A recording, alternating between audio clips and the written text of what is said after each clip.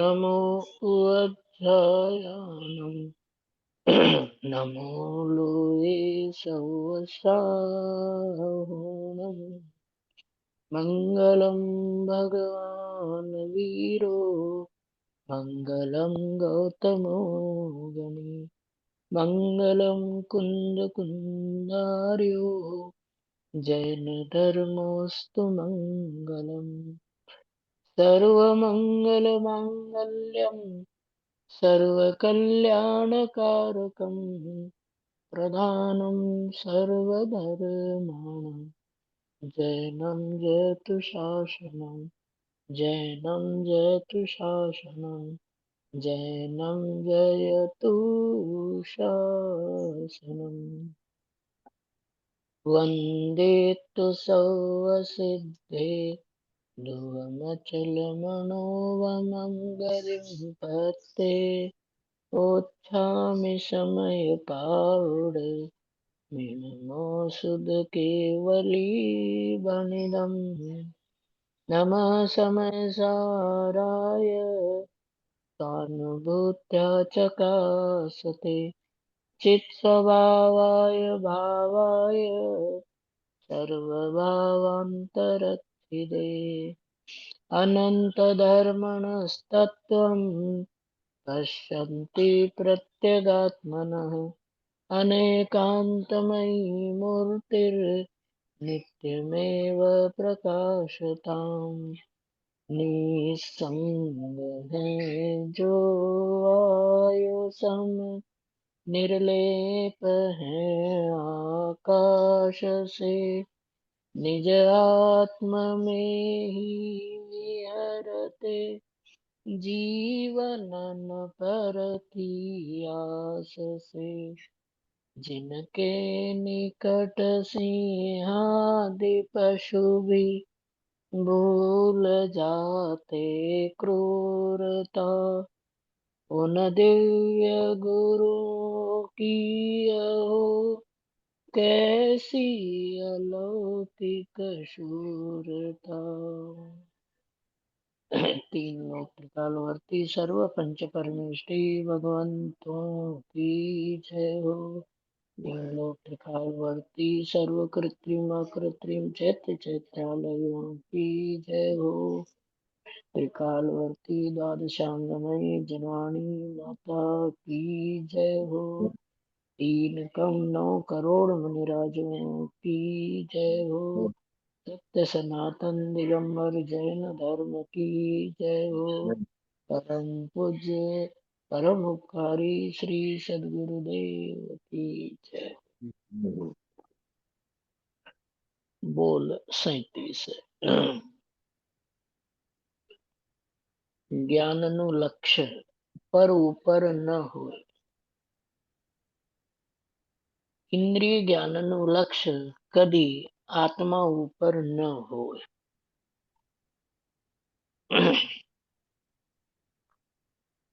जो ज्ञान है सदाकाल ज्ञेय रूप परिणमित होता है, अनादिकाल से परिणमित हो रहा है, लेकिन वो ज्ञान निश्चय से देखा जाए तो सदाकाल ज्ञान रूप ही परिणमित होता है।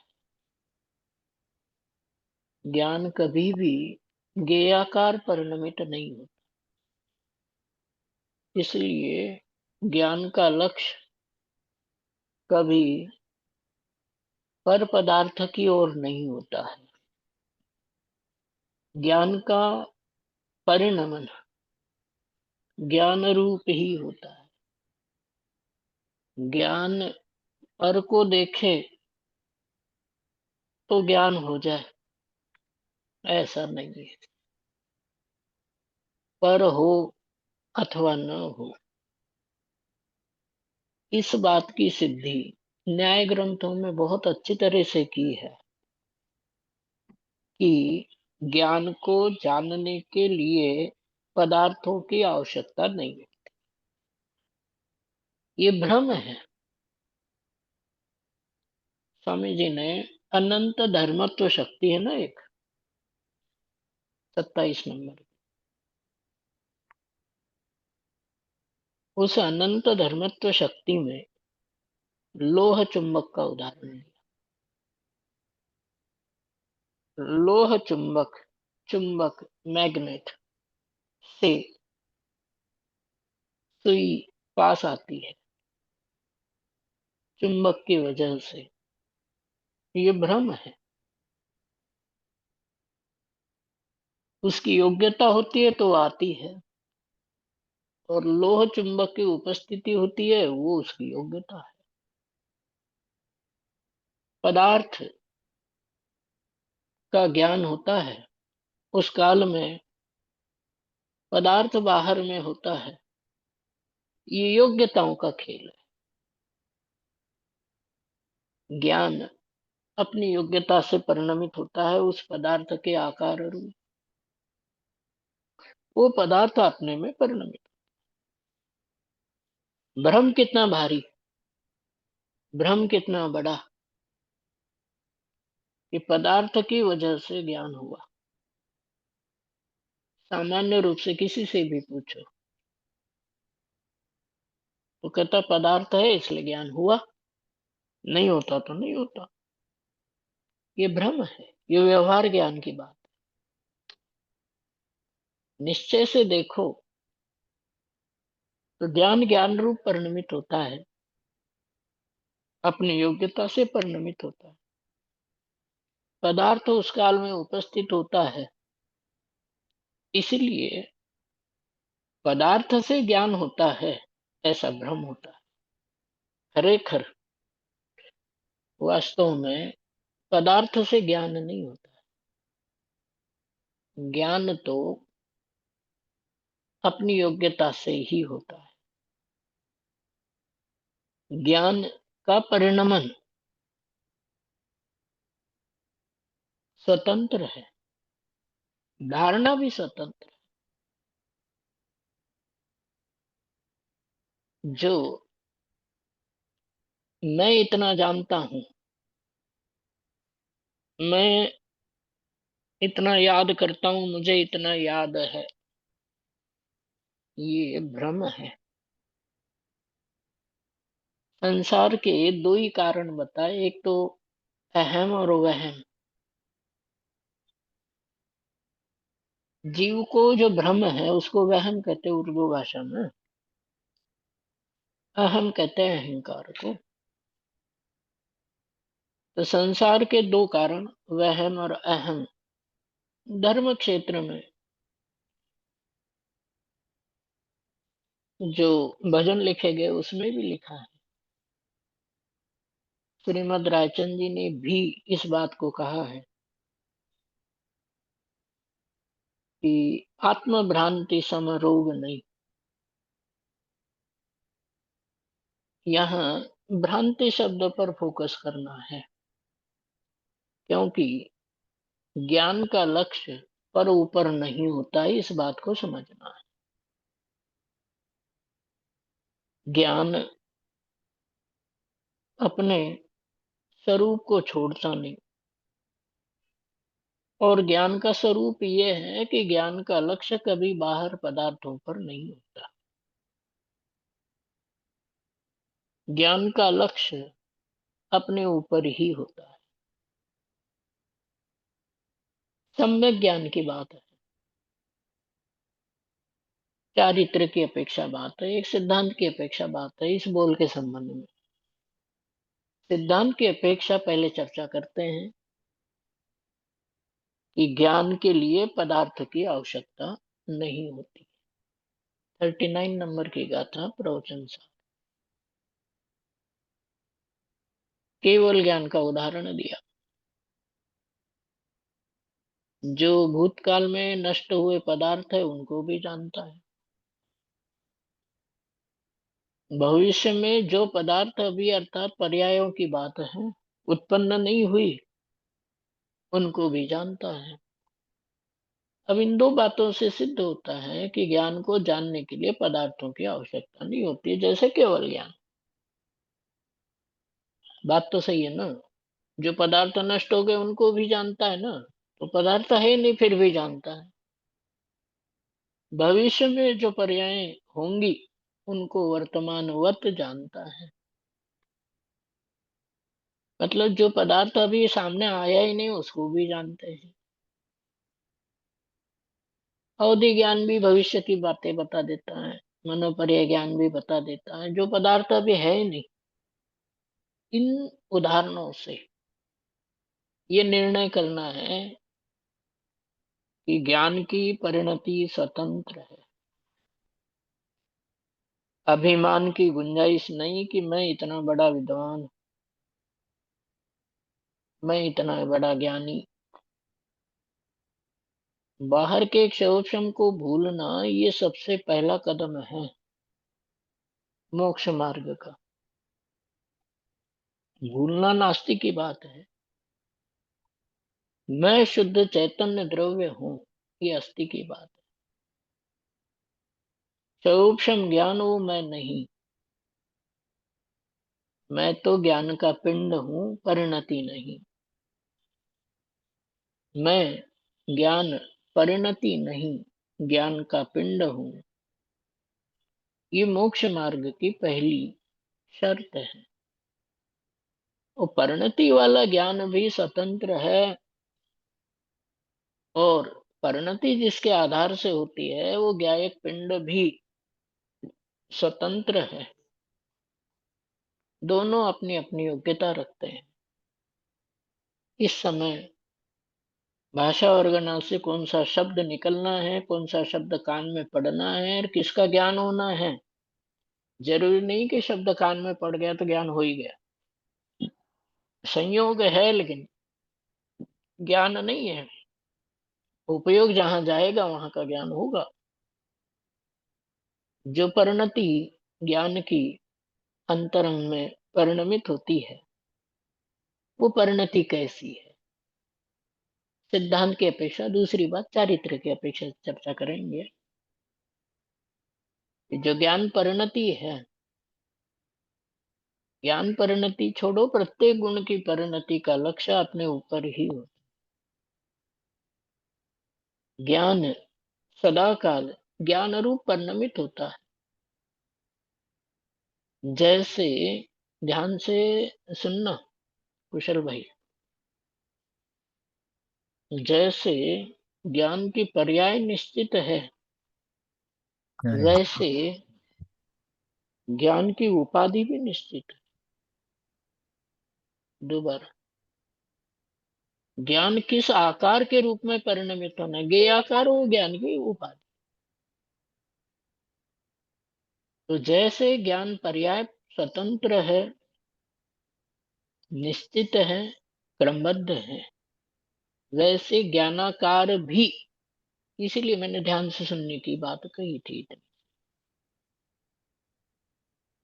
कि जो ज्ञान की पर्याय है वो जैसे क्रमबद्ध है, स्वतंत्र है, अपने षटकारक से परिणमित होती है ज्ञान पर्याय, वैसे उस ज्ञान पर्याय में जो आकार बनेगा, आकार बनता है, किस आकार रूप परिणमित होना ये भी क्रमबद्ध है।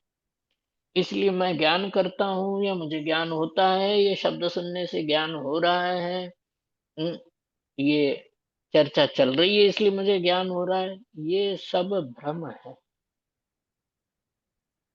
जो गुरुदेव श्री के निमित्त से ज्ञान नहीं, ज्ञान की योग्यता की स्वतंत्रता समझने का अवसर आया। ज्ञान तो पहले भी था, आज भी है, शास्त्र में अनंत काल तक रहेगा। हम्म, जैसे कुंद कुंद की गाथाओं में से आचार्य अमृतचंद्र जी ने मर्म निकाले। जैसे 14वीं गाथा कि शुद्ध न से जाने हुए 7 तत्व 9 पदार्थ सम्यक दर्शन है। तो शुद्ध न का मतलब क्या? विशुद्ध न का मतलब इतना ही है कि जो अपने आप को अबद्ध पृष्ठ, अनन्य, नियत, अविशेष, असंयुक्त। अब अगला शब्द ध्यान से, जानता नहीं अनुभवता है, उसका नाम शुद्ध में है। जानता है, इसका नाम व्यवहार में है। अनुभवता है, उसका नाम शुद्ध निश्चय में। ये बहुत सूक्ष्म अंतर है प्रभु। हाँ, बहुत सुंदर। पकड़ में आ जाए हम्म, तो ठीक, कि आत्मा को अबद्ध स्पष्ट, अनन्य, नियत, अविशेष, असंयुक्त ऐसा जो जानता है, ऐसा जानने वाला जो ज्ञान है वो शुद्ध नहीं है। पहली बात ये समझ। मोक्ष उपशम ज्ञान मिथ्या भी हो सकता है, नए भी नहीं हो, हाँ जी। और ज्ञानी के भी वो ज्ञान हो तो वो ज्ञान भी शुद्ध नए नहीं। हम्म, वो अनुपचरित सद्भूत व्यवहार में है, शुद्ध नए नहीं। अनुभव करने वाला नए वो शुद्ध नए, क्योंकि इन पांच भावों के रूप में आत्मा परिणमित नहीं होता। जो इन भावों के रूप में परिणमित होता है वो दृष्टि का विषय नहीं है। दृष्टि के विषय को जो ग्रहण नहीं करता वो शुद्ध नय नहीं। शुद्ध नय अनुभव करने वाला है। तो इन पांच भाव रूप जो अनुभव करता है वो शुद्ध नय है। ऐसी बातें गाथा में से निकाल करके अमृत चंद्राचार्य जी ने सामने रखी। वैसे द्वादशांग में से मर्म निकाल करके पूज्य गुरुदेव श्री ने सामने रखी है। अब वो अवसर आया है ज्ञान की परिणति का। ज्ञान का नहीं, अनादिकाल से अनंत बार ज्ञान हुआ है, ज्ञान की परिणति एक बार भी नहीं हुई है। वो अवसर आया है ज्ञान परिणति का। तो ज्ञान परिणति कैसे हो, कि ऐसे रहस्यों को समझने से होगी। कि ज्ञान गुण की पर्याय क्रमबद्ध है। केवल ज्ञान गुण की पर्याय क्रमबद्ध नहीं है, बल्कि ज्ञान की जो परिणति है ज्ञेयाकार रूप, वो भी क्रमबद्ध है। तो ज्ञान लक्ष्य पर ऊपर न होए। ज्ञान का लक्ष्य कभी भी पर के ऊपर नहीं होता है। स्वरूप की अपेक्षा से बात है। ये आंखों के उदाहरण वाली बात नहीं है कि हमने आंखें खोल ली और बंद कर ली। ज्ञान कभी पर की ओर देखता था अज्ञान दशा में, और ज्ञान दशा में अपने स्वरूप को देखता है, ऐसा नहीं। अज्ञान दशा में भी ज्ञान का लक्ष्य पर के ऊपर नहीं होता है। हम्म, अज्ञान दशा में भी स्वरूप ज्ञान का जो होता है वो वैसा ही होता है जो ज्ञान होने के बाद होता है। फर्क क्या पड़ता है? यही प्रश्न समय सार में किया।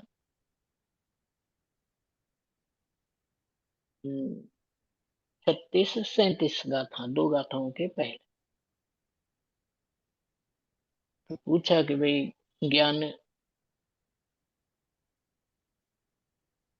होने पर त्याग होता है, तो ज्ञान की आवश्यकता है त्याग के लिए।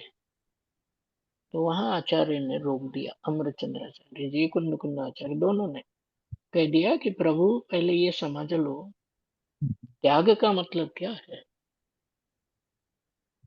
नाणम पच्चक खानम,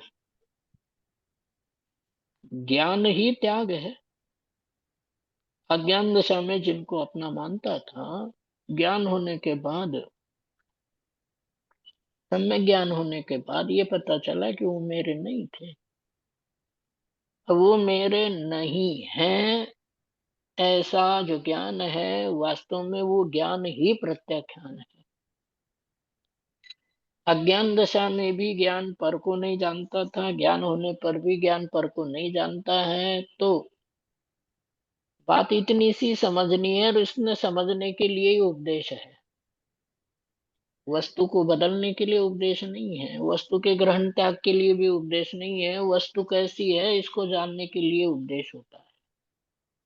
तो अज्ञान दशा में भी स्वरूप नहीं बदलता, ज्ञान होने के बाद भी स्वरूप नहीं बदलता, केवल मान्यता बदलती है। अज्ञान दशा में मान्यता विपरीत रहती है, हम्म, ज्ञान होने पर मान्यता बदलती है। संसार नहीं बदलता प्रभु, हम्म, संसार नहीं बदलता, वस्तु का स्वरूप नहीं बदलता,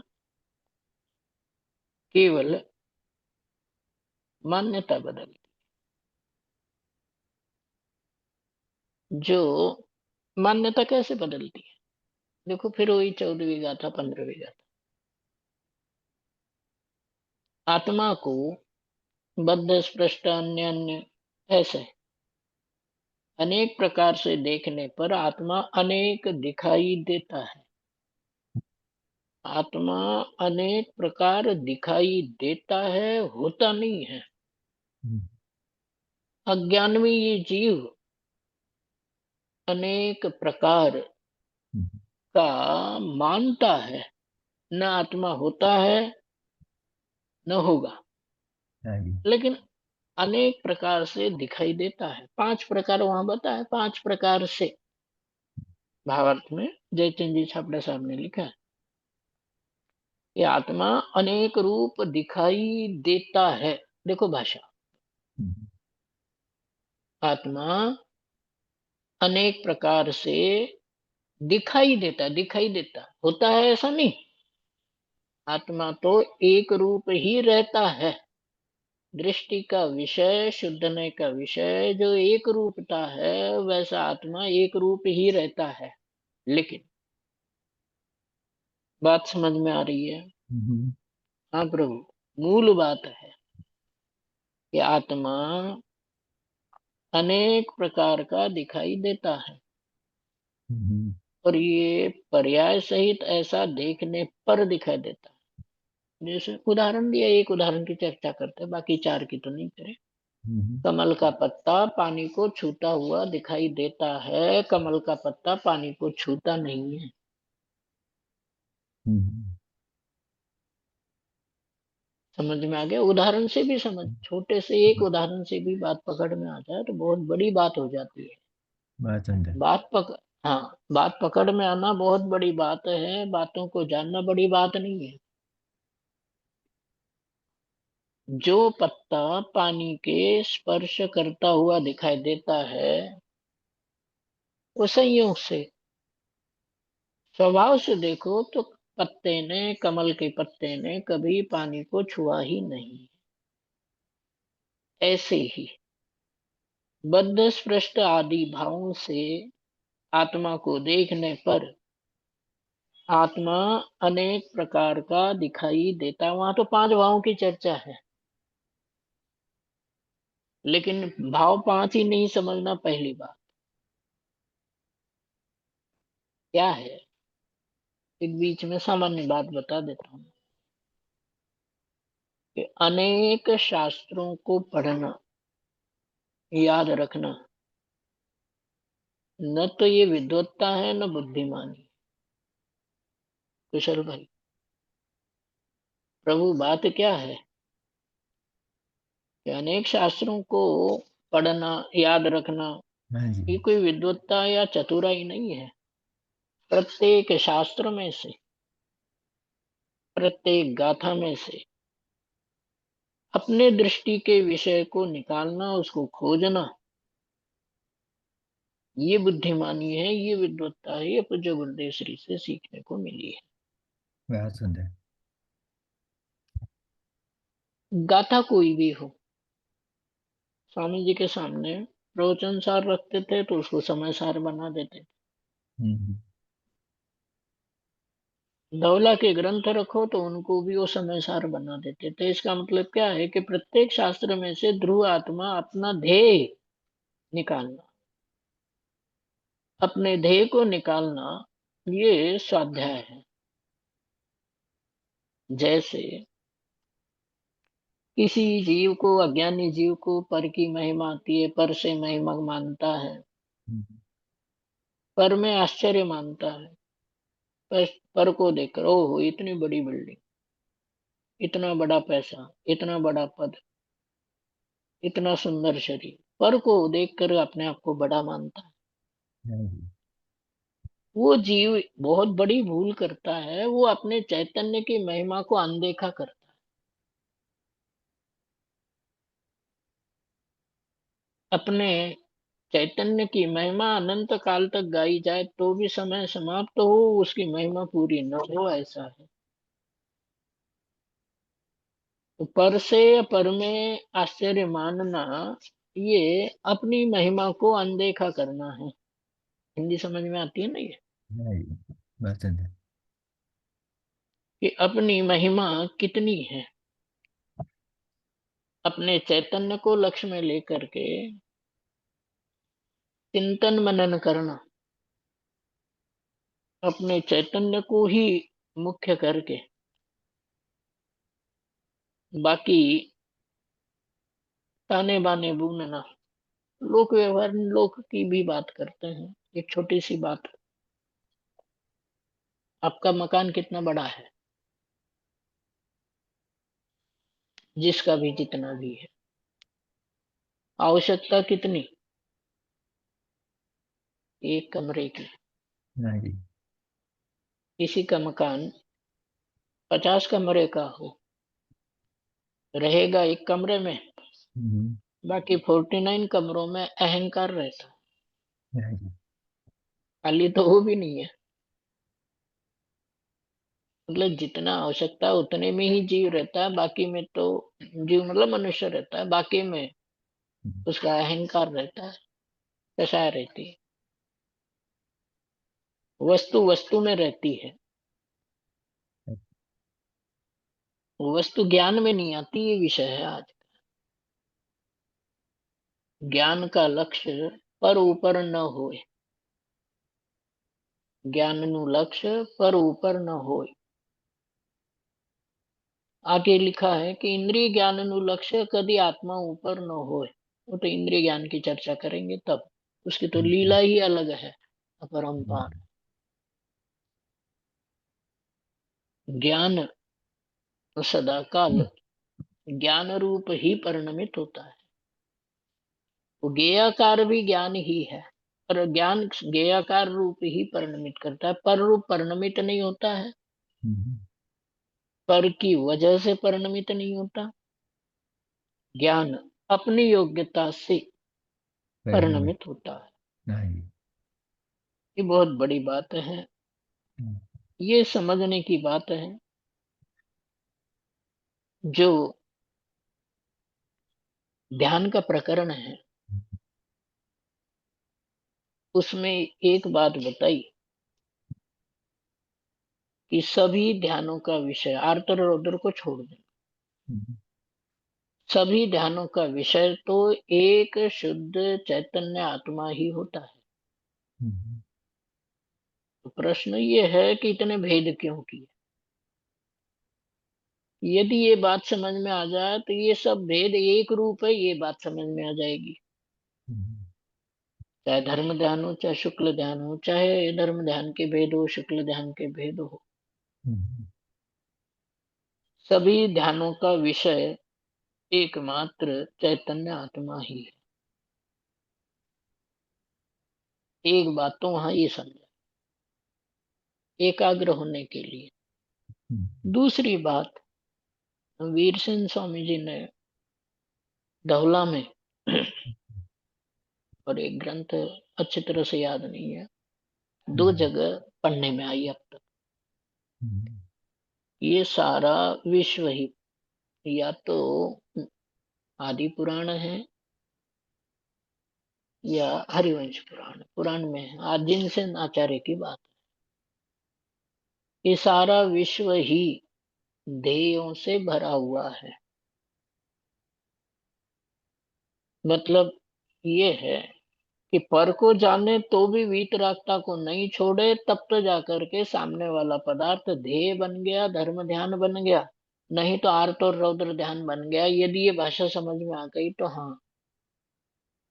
दोबारा कहता हूँ, हम्म, ज्ञान यदि परद्रव्य को जानते समय वीतरागता रूप रहता है तो उसे धर्म ध्यान या शुक्ल ध्यान कहते हैं। एक बात, ज्ञान यदि पर को जानते समय अर्थ रौद्र परिणाम रूप इसके परिणाम होते हैं तो अर्थ ध्यान और रौद्र ध्यान है। पर को जानना न तो अर्थ ध्यान है, न रौद्र ध्यान है, न धर्म ध्यान है, न शुक्ल ध्यान है। राग रूप होना ये अर्थ ध्यान रौद्र ध्यान है, वितरागता रूप रहना ये धर्म ध्यान शुक्ल ध्यान है। बात समझ में आ गई तो इसके आगे की बात यह है कि सारा विश्व ही ध्येयों से भरा हुआ है, इस अपेक्षा से कहा है। ये बात भी वो ध्यान का ही प्रकरण चल रहा है दिमाग में, इसलिए पकड़ में आती है। कहने का अभिप्राय ये है कि जैसे ये बताया कि विश्व ही ध्येयों से भरा हुआ है, कि प्रभु विश्व तो ध्येयों से भरा हुआ है उनके लिए जिनकी बुद्धि निर्मल है, पर मैं राग द्वेष नहीं करती, उनके लिए सारा विश्व ही ध्येय है। लेकिन जिनकी बुद्धि पर का लक्ष्य होने पर मलिन होती है उनके लिए तो एकमात्र आत्मा ही ध्येय। बात समझ में आती है। हम्म, बात यह है कि जो ज्ञान का लक्ष्य पर ऊपर नहीं होता है का अभिप्राय क्या है। ज्ञान ज्ञान रूप परिणमित होता है। दूसरी बात, ज्ञान सदाकाल ज्ञेयाकार परिणमित होता है। ज्ञान में जो आकार बनता है वो खुद का है और पदार्थ से नहीं। मैं याद करता हूं, मैं याद रखता हूं, मैं बहुत बुद्धिमान हूं, ये सब भ्रम है। इसीलिए श्रीमद् रायचंद जो कह गए बहुत बड़ी बात कह गए कि आत्म भ्रांति सम रोग नहीं। इसके दो अर्थ, अपने संबंध आत्मा के संबंध में जो भ्रांति है इससे बड़ा रोग नहीं। आत्म शब्द का अर्थ ये भी है कि अपना स्वरूप जैसा है, द्रव्य का गुण का पर्याय का, वैसा नहीं जानना, ये भी बहुत बड़ा भ्रम है। वास्तव में दुखी जीव भ्रम की वजह से है, स्वरूप की वजह से नहीं। स्वरूप तो सुख रूप है, फिर दुखी क्यों। वही बात प्रश्न है ना उसमें 15वीं 16वीं गाथा, 15वीं गाथा में। ये 15वीं गाथा में ऐसा प्रश्न आया कि आबाल गोपाल सभी को चैतन्य आत्मा जानने में आता है, तो फिर अनुभव में क्यों नहीं आता। और अनुभव में आता है तो अनुभव क्यों नहीं होता है। पढ़ा होगा सबने कि चैतन्य आत्मा अनुभव में आता है, आबाल गोपाल। तो वहां उन्होंने एक उदाहरण दिया, बड़ा सुंदर उदाहरण दिया कि सब्जी का जब स्वाद लेते हैं तो उस समय नमक का स्वाद आता है कि नहीं आता। रहते हैं। सब्जी में नमक ना हो तो पहले उसमें पहले गस्से में ही आप कह दोगे, पहले निवाले में, हम्म, भाई नमक नहीं है, नमक दे दो, yeah, है ना। ऐसा हम्म, अमृत चंद्राचार्य जी ने गजब करके उदाहरण दिया। भाई दाल हो, सब्जी हो, सलाद हो, हम्म, सब में नमक का स्वाद आता है, आएगा।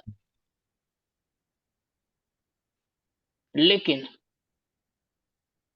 उस नमक के स्वाद को लेते समय हम्म, जो नमक के स्वाद में लुब्ध है उसको नमक का स्वाद आता है, और हम्म, जो सब्जी के स्वाद में लुब्ध है उसको सब्जी का ज्ञान होता है। देखो बात हाँ, बहुत बड़ी है जी, है जी।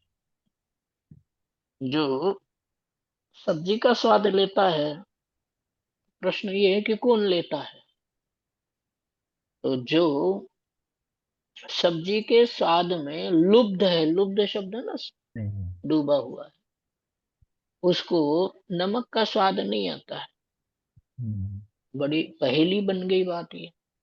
हम्म, इस नमक का स्वाद आता है कि नहीं आता है, कि नमक नहीं हो तो तुरंत घर वालों से मांग ले कि नमक नहीं है, नमक दे दो। हम्म, मतलब सब्जी के स्वाद लेने वाले को भी नमक का स्वाद तो आता है, लेकिन वो नमक का स्वाद न लेकर के सब्जी का स्वाद लेता है। हम्म, इसी तरीके से आबाल गोपाल सभी को गायक भगवान आत्मा हाँ जी। अनुभव में आता है, ज्ञान में आता है, लेकिन उस नमक के स्वादी जीव को पूछो तो उसको नमक ही नमक का स्वाद आता है। सब्जी के स्वाद वाले को पूछो तो सब्जी सब्जी का ही स्वाद आता है, हालांकि उस काल में वो नमक का भी स्वाद ले रहा, नहीं तो नमक क्यों मांगता। हाँ जी। ऐसे ही अनंत गेयों में जो गेय लुब्ध है उसको गेयों का स्वाद आता है, गेयों का ज्ञान होता है। हाँ जी। और जो गायक में लुब्ध है वो अनंत गेयों को जानते हुए भी गायक का ही स्वाद लेता है, गेय का स्वाद नहीं लेता। हम्म, गायक का स्वाद किसको आता है, कि जिसको गायक ही अनुभव में आता है। हम्म, हम्म? जैसे सब्जी का स्वाद वाला लोभी, हम्म, उसको सब्जी का स्वाद आता है, नमक का स्वाद नहीं आता है। और नमक के स्वाद वाले लोभी को नमक का ही स्वाद आता है, सब्जी का स्वाद नहीं आता है। हम्म, उदाहरण है ये। इससे सिद्धांत कितना बड़ा समझा है। गेयों को जानने वाला जीव गेयों में आसक्त होता है तो उसको ऐसा लगता है गेयों का ज्ञान हुआ है। हाँ जी। और गेयों को जानते समय जो गायक का स्वादी है उसको गायक का ही ज्ञान होता है, गायक का ही स्वाद आता है। बात बात बात से सुंदर सिद्धांत है। हाँ, ये 15वीं गाथा में हाँ जी। आचार्य अमृतचंद्र भगवान के द्वारा दिया हुआ उदाहरण है, बहुत अच्छा लगता है। अब एक और वहां लिखा उन्होंने उसी टीका में 15वीं गाथा की। हम्म, जैसे खारापना है, उस खारे पने में सर्वत्र नमक ही है, हाँ जी। सदाकाल नमक ही है, सर्व अवस्थाओं में नमक ही है। मतलब खारापन समझ रहे ना, खारापन। हाँ जी। हाँ जी। नमस्कार। खारे पने में सर्वत्र नमक है, सर्वदा नमक है, सर्वथा नमक है, सर्वकाल नमक है, द्रव्य क्षेत्र काल भाव से। हाँ जी। वैसे ही ज्ञान के प्रत्येक पर्याय में वास्तव में गायक ही है। हाँ जी। जैसे खारे पने में, ये उन्हीं के शब्द हैं आचार्य अमृतचंद्र जी के, कि जैसे खारे पने में नमक ही होता है, वैसे प्रत्येक ज्ञान में गायक ही वर्तता है। हम्म, इसलिए आबाल गोपाल सभी को गायक ही अनुभव में आता है। हम्म, इसको जानते समय, पढ़ते समय, स्वाध्याय करते समय ये बात और विचार में आई कि जैसे खारे पने का अस्तित्व नमक की वजह से है, वैसे जानने का अस्तित्व भी गायक की वजह से है। गायक न हो तो जाने कौन। हाँ जी। आधार न हो तो आधे रहे कहाँ। ज्ञान जानना ये क्रिया तो दिखती है, लेकिन उस हम्म, जानने का आधार जो गायक है वो दिखाई नहीं देता। हम्म, तो गायक का आधार के रूप में विचार करो तब भी गेयों में ज्ञान और ज्ञान में गायक ही अनुभव में आता है। ये एक सीरियलिटी है, इनके क्रम है।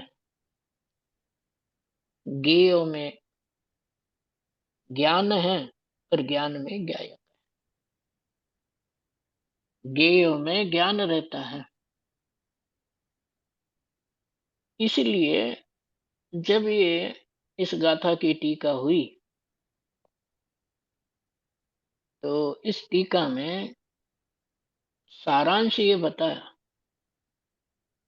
कि मोक्ष भी जानने में आता हुआ ज्ञेय है, न प्राप्तव्य है न ध्येय है। मोक्ष भी ज्ञेय है, ध्येय नहीं। मोक्ष ज्ञानी के ज्ञान में जानने में आता हुआ ज्ञेय है, न प्राप्तव्य है न ध्येय है। इसीलिए सर्व विशुद्ध ज्ञान अधिकार में 199 नंबर का कलश है, उसमें ये बताया कि न मोक्षोपि मुमुक्षुता। जिनका ध्येय मोक्ष है उनके लिए उनको मोक्ष की प्राप्ति नहीं होती है, क्योंकि मोक्ष तो ज्ञेय है, ध्येय नहीं है। मोक्ष तो ज्ञेय है, ध्येय नहीं है। प्राप्तव्य भी नहीं है। जो मोक्ष को ध्येय बनाते हैं, प्राप्तव्य बनाते हैं, उनको कभी मोक्ष की प्राप्ति नहीं होगी। क्यों? कि न मोक्षोपि मुमुक्षुता, है ना।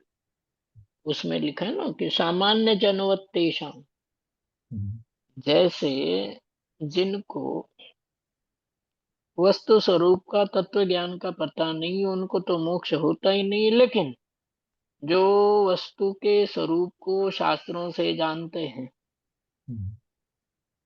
ऐसे जीव भी शुद्ध चैतन्य वस्तु को अपनी निज वस्तु को ध्येय नहीं बनाते और मोक्ष को ध्येय बनाते। ऐसे ये लोग भी सामान्य जनवत है। ये सामान्य जन की बात नहीं की कुशल भाई, सामान्य जन की बात नहीं की। ये कहा कि सामान्य जनवत, जैसे मोक्ष प्रकाशक है ना, सातवां अधिकार, तो उसमें कहा जैन मिथ्या दृष्टि। जो जैन है मिथ्या दृष्टि है। मिथ्या दृष्टि मतलब जैन होते हुए जैन मत को न समझने से मिथ्या दृष्टि है। तो भाषा की बात है, कुशल भाई समझ में आ जाए तो ठीक है। 199 नंबर के कलश में आचार्य अमृत चंद्र देव लिखते हैं कि सामान्य जन वत, वत शब्द से मुझे वो बात गहराई से विचार करने लायक लगी कि जैसे सामान्य लोगों को मोक्ष प्राप्त नहीं होता है, उनको मोक्ष की प्राप्ति नहीं होती, वैसे जो जैनी है, जिन आज्ञा को मानते हैं परंतु अपने शुद्ध चैतन्य को ध्येय न मान करके मोक्ष को ध्येय बनाते हैं, उनको भी वो हो गए सामान्य जनवत। हम्म, पसंद है। तो जो तो पूज्य गुरुदेव श्री का उपकार है, 45 वर्ष की मेहनत है। सामान्य जनवत, वत शब्द लिखा, वत का मतलब ये हो गया कि तरह। जैसे तरह के लिए वो होना चाहिए ना, उदाहरण ये है कुशल भाई। बात ये समझनी पड़ेगी ना कि भाई तुझे भी मोक्ष नहीं होगा। तुझे भी नहीं होगा मतलब मेरे अलावा कोई दूसरा है, उसको मोक्ष नहीं होगा। तो इस उदाहरण की तरह सामान्य जनवत, ये सामान्य जनवत का मतलब सामान्य लोगों को जैसे मोक्ष नहीं होता, वैसे तुझे भी मोक्ष नहीं होगा यदि तू मोक्ष को अपना ध्येय मानता है। मोक्ष की प्राप्ति भी मोक्ष को ध्येय बनाने से नहीं होती है, सामान्य ज्ञायक को ध्येय बनाने से होती है। बहुत सुंदर है जी। सामान्य चैतन्य ज्ञायक चिदानंद वस्तु है। हम्म, उस चैतन्य वस्तु की अनुभूति से, उसको ध्येय बनाने से, ध्येय कब बनाए, ध्येय बनाएंगे तो अनुभूति करेगा। हम्म, तो मोक्ष भी क्या है, लिखा है ना। इसमें एक कलश आया था, 11-12 नंबर का, दो कलश आए। दोनों कलशों में ये बताया कि नव तत्व तो ज्ञायक के ऊपर ऊपर तैरते हैं। जैसे समुद्र के ऊपर लहर तैरती है, हम्म, वैसे नौ तत्व, नौ पदार्थ, सात तत्व, ये तो ज्ञायक के ऊपर तैरते हैं। बात समझ में आ गई।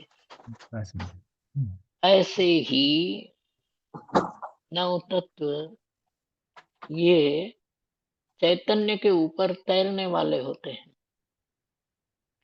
उन नौ तत्वों में या सात तत्वों में, नौ पदार्थों में मोक्ष आता है कि नहीं, बस इतना सा बता दो। फिर उस भाषा की बात करते हैं कि उन नौ तत्वों में मोक्ष भी है। अब नौ तैरते हैं, इसका मतलब मोक्ष भी तैरता है। मेरे आत्मा में नहीं है, बस तैरते हैं। आत्मा के ऊपर है। आत्मा के जैसे ऊपर। समुद्र के ऊपर लहर है, हम्म, ऐसे ही ये सात तत्व उदाहरण है। एक देश होता है, जैसे हम्म, लहर समुद्र में के मूल स्वरूप में प्रवेश नहीं करती, हाँ जी। समुद्र में तो करती है, हम्म, लेकिन समुद्र के मूल स्वरूप में, स्वामी जी कहते थे ना कि हम्म, पर्याय व्यय होकर के द्रव्य में लीन हो जाती, द्रव्य रूप बन जाती है। उदाहरण है इसलिए बताया कि जैसे लहर समुद्र के मूल स्वरूप में प्रवेश नहीं करती, वैसे नौ तत्व, उनमें मोक्ष भी आ गया, वो मूल स्वरूप में प्रवेश नहीं करता। बाकी तत्वों की तो बात छोड़ो। हम्म, मोक्ष भी जानने में आता हुआ ज्ञेय है, न प्राप्तव्य है, न ध्येय है ना। अब सबसे बड़ी बात यह है कि मोक्ष होता है और ज्ञायक मोक्ष रूप है। मोक्ष जो तत्व है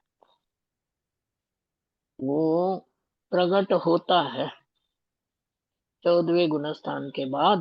5 प्रकार का मोक्ष है, वो अलग बात है। सभी कर्मों का अभाव होने पर जीव की जो मुक्त अवस्था होती है, सिद्ध अवस्था होती है, सिद्धालय में विराजमान होता है। हम्म, वो जो मोक्ष है, वो मोक्ष जीव की एक अवस्था है। वो प्रकट होती है, अनादि से नहीं है। लेकिन ज्ञायक तो मोक्ष रूप है। ज्ञायक तो मोक्ष स्वरूप है। तो बात ज्ञान के लक्ष्य की चल रही थी कि विश्व को जानना, हम्म, वो प्रत्येक वस्तु ध्येय है, ऐसे ध्यान के हम्म, प्रकरण में आई थी। हम्म, किसके लिए? कि जिसका ज्ञान निर्मल है उसके लिए। हम्म, लेकिन जिसका ज्ञान मलिन है, परद्रव्यों को देख करके विकार को प्राप्त होता है, ऐसे जीव के लिए सारा विश्व ध्येय नहीं है। धर्म ध्यान शुक्ल ध्यान की दृष्टि से यदि किसी पदार्थ को जानते हैं परिणाम खराब होते हैं तो आर्त ध्यान रौद्र ध्यान है। ज्ञानी के पर पदार्थ को देखकर भी परिणाम खराब नहीं होते हैं तो ज्ञानी को धर्म ध्यान है। इसका अर्थ क्या हुआ कि अपने परिणाम निर्मल हो तो हम्म, सारा विश्व ध्येय है, नहीं तो हम्म, एकमात्र शुद्ध चैतन्य आत्मा ही ध्येय है। थोड़ी थोड़ी ध्यान की उधर चर्चा दिमाग में घूमता है, उसे वो आता है। हम्म, सिद्धांत की अपेक्षा ज्ञान का लक्ष्य पर के ऊपर नहीं होता है। इसका अर्थ यह है कि ज्ञान ज्ञान रूप ही परिणमित होता हम्म, है। और बात चारित्र की अपेक्षा से करें हम्म, कि ज्ञान का लक्ष्य पर ऊपर परिणमित नहीं होता है, मतलब पर ऊपर नहीं होता है। हम्म, ज्ञान का लक्ष्य पर ऊपर नहीं होता है, मतलब ज्ञान का आचरण देखो तो वो ज्ञेयाकार रूप ही है। तो वो जो 39 नंबर की प्रवचन सार की गाथा परीक्षा मुख ग्रंथ है, उसमें भी यही बात बताई। एक उदाहरण दिया आचार्य माणिक्य नंदी ने कि शाम के समय हवा चल रही, किसी के लंबे बाल थे, उड़ गए, आंखों के सामने आ गए। तो हम्म, उसने सोचा मच्छर आ गया। हाँ जी, पदार्थ था बाल, केश, और ज्ञान हो गया मच्छर का। इससे भी ये सिद्ध, उन्होंने ये सिद्ध किया कि वास्तव में जानने के लिए हम्म, पदार्थों की आवश्यकता नहीं। थोड़ी सी चर्चा अपन रिद्धि की करें यहाँ पर। 64 रिद्धियों की चर्चा की जाती है, उसमें 18 बुद्धि रिद्धियां, मतलब ज्ञान की रिद्धियां। हम्म, तो उसमें ये लिखा है कि जिसने पूर्व में ज्ञान की विनय की है, उसको विनय करने मात्र से 11 अंग 14 पूर्व का ज्ञान प्रकट होता है। वो जो है प्रज्ञा, श्रवण, बुद्धित्व रिद्धि है। हम्म, मुनि राजों की चर्चा है, रिद्धियां मुनियों को ही प्रकट होती है। जैसे धर्म ध्यान, शुक्ल ध्यान सम्यक दृष्टियों के ही होता है, वैसे रिद्धियां मुनियों के ही होती है। अब प्रज्ञा श्रवण मुनि कौन, कि जिन रिद्धि प्रकट हुई है, ऐसा कैसे समझे? हम्म, जैसे समय सार में प्रश्न किया ना 38वीं का, कि जीव या मैं अपने आप को देखने परखने के लिए कि मैं धर्म को प्राप्त हुआ हूं क्या नहीं, सम्यक दृष्टि हूं क्या नहीं, ये कैसे पता चले? बोले हम्म, बाहर जाने की जरूरत नहीं है। हम्म, यदि अंतरंग में प्रतीति अहमें को खलु शुद्धो निम्ममो नान दंशन समग्र ऐसी होती है, और अन्य परमाणु में तमपि अन्य परमाणु मात्र भी मेरा नहीं है, ऐसी अंतरंग में प्रतीति होती है, श्रद्धान होता है, अनुभव होता है, और चैतन्य आत्मा इन सब से भिन्न अनुभव में आता है, तो समझना कि सम्यक दृष्टि है। लेबल लगा करके घूमना नहीं। हाँ जी, लेकिन आत्मा के रूप में मुझे अंतरंग में ऐसी प्रतीति होती है क्या नहीं, ये जरूरी है। लेबल लग जाए अनंत बार, ऐसा लेबल लगा है। शुक्ल लेशा में जब जीव होता है, हम्म, तो कठोर से कठोर तपश्चर्या भी कर लेता है। तो उस समय लेबल लग गया था कि ये मुनि है, सच्चे मुनि। हम्म, तो कहने का अभिप्राय ये है कि अनंत बार लेबल लग गया हाँ जी, कि ये मुनि है, धर्मात्मा है, सब दृष्टि, लेकिन वो वास्तव में अंतरंग में था क्या नहीं था, कि भाई अंतरंग में नहीं था, इसलिए द्रव्यलिंगी कहलाया और अनंत बार हुआ है। तो 38वीं गाथा में ये बताया कि स्वरूप संचेतनम कीदृक, ये शब्द है संस्कृत, कि ज्ञानी अंतरंग में अपने स्वरूप का अर्थात अपने विषय में कैसा चिंतन करते हैं। तो ज्ञान के लक्ष्य हम्म, चारित्र की अपेक्षा से विचार करो, परिणमन उसका स्वरूप रूप ही होता है। अब रही बात इंद्रिय ज्ञान की। इंद्रिय ज्ञान का उगाड़ कितना भी बड़ा हो सकता है, 11 अंग तक का उगाड़ हो सकता है। तो पहले इंद्रिय ज्ञान की चर्चा करो।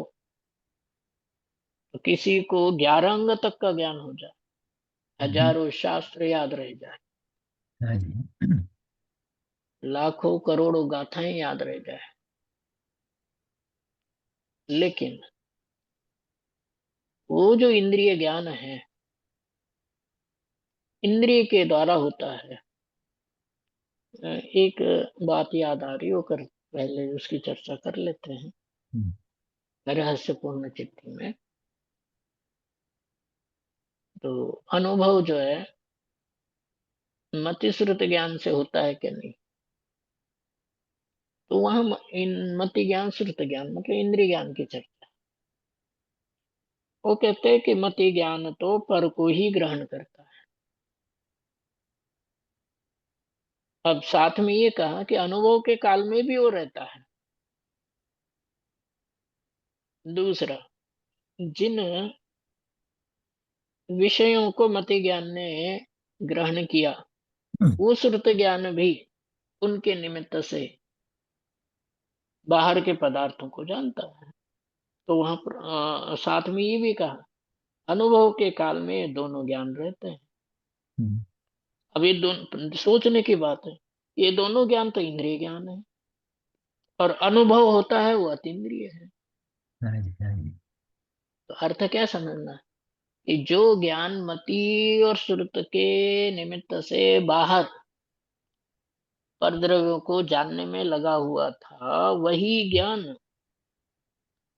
अब इंद्रियातीत होकर के अतीन्द्रिय चैतन्य आत्मा का अनुभव करते हैं। जो ज्ञान पहले था वही ज्ञान इस समय है, इसलिए मति ज्ञान श्रुत ज्ञान कहने में आता है।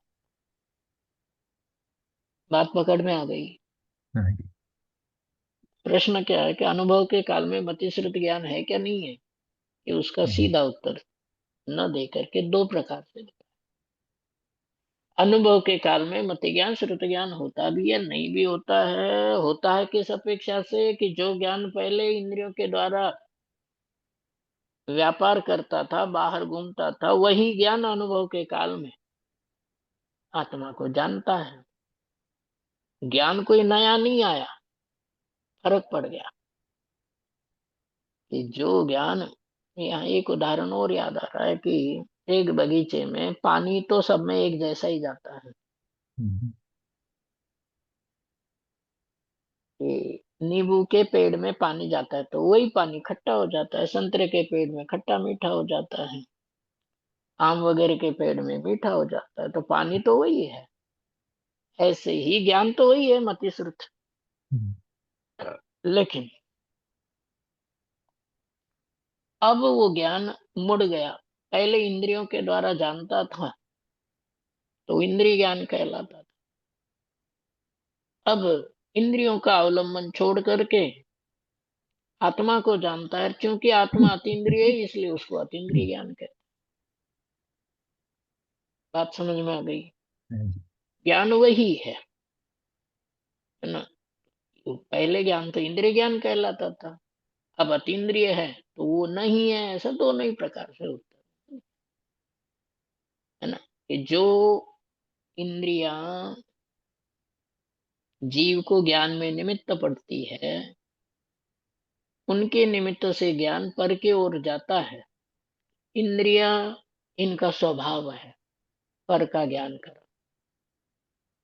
ये स्वभाव के रूप में लिख लेना इसको, कि इंद्रियों का स्वभाव ही पर का ज्ञान कराना है। इसलिए इंद्रियों के निमित्त से जो ज्ञान होता है वो इंद्रिय ज्ञान पर लक्ष्य ज्ञान होता है। इसलिए यहाँ ये लिखा है, इंद्रिय ज्ञान अनुलक्ष्य कभी किसी भी समय कभी भी आत्मा के ऊपर नहीं होता। ज्ञान ही शब्द ही देखो ना, इंद्रिय ज्ञान। हाँ जी। अब इंद्रिय ज्ञान का मतलब क्या, कि इंद्रियों से होने वाला ज्ञान, और इंद्रियों का लक्ष्य बाहर की ओर ही होता है, आत्मा की ओर नहीं होता। इसलिए इंद्रिय ज्ञान का लक्ष्य कभी आत्मा नहीं होता, हाँ जी। है ना। हम्म, इस इंद्रिय ज्ञान की लीला, इंद्रिय ज्ञान कितना कैसा किस प्रकार का विचित्र ज्ञान है, जिसके लोभ में ये जीव अनादिकाल से संसार में भटक रहा है। अरुण जी, अगर आप थोड़ी देर और रुक सकें